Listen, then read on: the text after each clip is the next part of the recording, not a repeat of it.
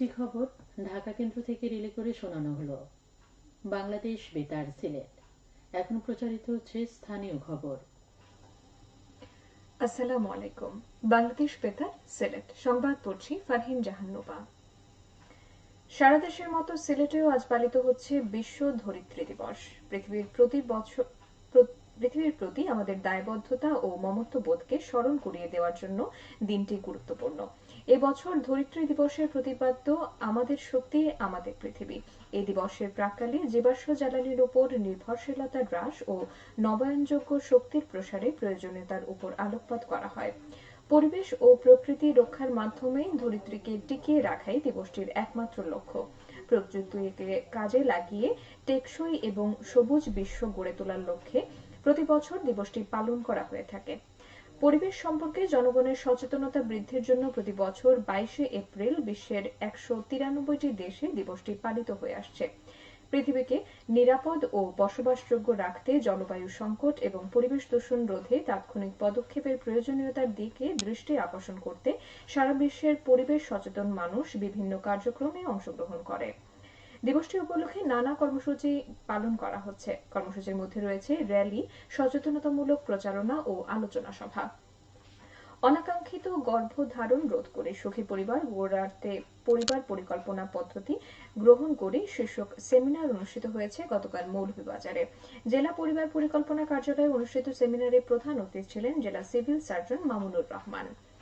সেমিনারে সরকারি কর্মকর্তা, মাঠকর্মী, সাংবাদিক, নবদম্পতি, মা ও জনপ্রতিনিধিগণ উপস্থিত ছিলেন। জেলা পরিবার পরিকল্পনা অধিদপ্তর এর আয়োজন করে। সরকারি বেসরকারি ব্যবস্থাপনায় হজ যাত্রীদের স্বাস্থ্য পরীক্ষা গতকাল থেকে শুরু হয়েছে মৌলভীবাজারে। শুক্র ও শনিবার ছাড়া প্রতিদিন সকাল 10:30 থেকে 2টা পর্যন্ত সিভিল সার্জন অফিসের ইপিআই সেন্টারে স্বাস্থ্য পরীক্ষা অনুষ্ঠিত হবে। চলবে 12ই মে পর্যন্ত। এ সময় প্রত্যেক যাত্রীকে সব প্যাথোলজিক্যাল রিপোর্ট সঙ্গে আনতে বলা হয়েছে। মৌলভীবাজার শ্রীমঙ্গল উপজেলায় প্রায় 5.5 ফুট লম্বা এবং 1.5 ফুট চওড়া 32 কেজি ওজনের একটি অজগর সাপ উদ্ধার করা হয়েছে। গতকাল উপজেলার নয়াগাঁও এলাকায় দেবপাড়া লন্ডনে ধনাই মিয়ার বাড়িতে পুকুরের সাপটি উদ্ধার করা হয়। বাড়ির লোকজন জানান, অজগরটি একটি হাঁস খেয়ে পুনরায় আরেকটি হাঁস খেতে গেলে ভাসমান হাঁসগুলো একই সঙ্গে হইচই শুরু করলে বিষয়টি বাড়ির লোকজন আঁচ করতে পারেন। পরে শ্রীমঙ্গলস্থ বন্য প্রাণী সেবা ফাউন্ডেশনের পরিচালক স্বপন দেব সজলকে খবর দিলে পুকুরে তল্লাশি করে অজগরটি উদ্ধার করেন। আজ লাউয়াছড়া জাতীয় উদ্যানে অজগর সাপটি অবমুক্ত করা হবে। মোড়কজাতকরণে মিথ্যা তথ্য দেওয়ার অপরাধে মৌলভীবাজার সদর উপজেলায় অবস্থিত A1 ব্রেড অ্যান্ড বিস্কুট ফ্যাক্টরিকে 2 লাখ টাকা জরিমানা করেছে ভ্রাম্যমাণ আদালত। গতকাল সদর উপজেলা বেসিক শিল্প নগরীর গোমরাই এলাকায় মোবাইল কোর্ট পরিচালনাকালে নিরাপদ খাদ্য আইন 2013 মোতাবেক 2 লক্ষ টাকা জরিমানা আদায় করা হয়। সেনাবাহিনী ও মৌলভীবাজার মডেল থানা পুলিশের সহযোগিতায় জেলা প্রশাসনের পক্ষে ভ্রাম্যমাণ আদালত পরিচালনা করেন এক্সিকিউটিভ ম্যাজিস্ট্রেট মোহাম্মদ সোহাগ মিলু।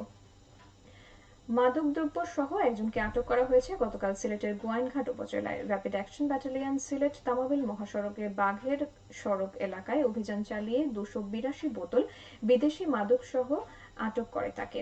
মাদকের বিরুদ্ধে জিরো টলারেন্স নীতি বাস্তবায়নে এই অভিযান অব্যাহত থাকবে বলে জানা গেছে। এবারে শুনুন কৃষি সংবাদ। কৃষকদের মধ্যে ভর্তুকি মূল্যে পাওয়ার স্প্রে ও ধান কাটার আধুনিক যন্ত্র রিপার মেশিন বিতরণ করা হয়েছে গতকাল সিলেটের জৈন্তাপুরে উপজেলা কৃষি অফিস প্রাঙ্গণে। এই আধুনিক প্রযুক্তির কৃষি যন্ত্রাংশ বিতরণ করা হয়। এ সময় উপজেলা পর্যায়ে বিভিন্ন সরকারি কর্মকর্তা সহ বিশিষ্ট ব্যক্তিবর্গ উপস্থিত ছিলেন। উপজেলা কৃষি সম্প্রসারণ অধিদপ্তর এর উদ্যোগ নেয়। এদিকে কৃষকদের মধ্যে আনারস চারা বিতরণ করা হয়েছে গতকাল জৈন্তাপুর উপজেলায়। উপজেলা কৃষি অফিস প্রাঙ্গণে 4টি ইউনিয়নের কৃষকদের মধ্যে 45,000 দেশি জাতের আনারসের চারা বিতরণ করা হয়। উপজেলা কৃষি সম্প্রসারণ অধিদপ্তরের উদ্যোগে এই চারা বিতরণ কার্যক্রম অব্যাহত থাকবে বলে জানা গেছে। খেলার খবর, ক্রিকেট। সিলেট আন্তর্জাতিক ক্রিকেট স্টেডিয়ামে চলমান সিরিজের প্রথম ম্যাচে 25 রানে পিছিয়ে থেকে দিন শেষ করল বাংলাদেশ। প্রথম ইনিংসে বাংলাদেশের করা 191 রানের জবাবে জিম্বাবুয়ে 273 রান করে লিড পায় 82 রানে। এরপর বাংলাদেশে তাদের দ্বিতীয় ইনিংসে ব্যাট করতে নেমে 1 উইকেট হারিয়ে 57 রান তুলে দ্বিতীয় দিন শেষ করেছে। জিম্বাবুয়ের চেয়ে এখনও তারা পিছিয়ে আছে 25 রানে। মাহমুদুল হাসান জয় 28 ও মুমিনুল হক 15 রানে অপরাজিত আছেন। তারা দুজন আজ তৃতীয় দিন ব্যাটে নামলেন। সবশেষে আবহাওয়া আজ বেলা 1টা হতে সন্ধ্যা 6টা পর্যন্ত পূর্বাভাসে বলা হয়েছে সিলেট ও পার্শ্ববর্তী এলাকায় পশ্চিম উত্তর পশ্চিম দিক থেকে অস্থায়ীভাবে ঘন্টায় সর্বোচ্চ 60 কিলোমিটার বেগে ঝড়ো হাওয়া বয়ে যেতে পারে। সেই সঙ্গে হতে পারে বৃষ্টি অথবা বজ্রসহ বৃষ্টিপাত।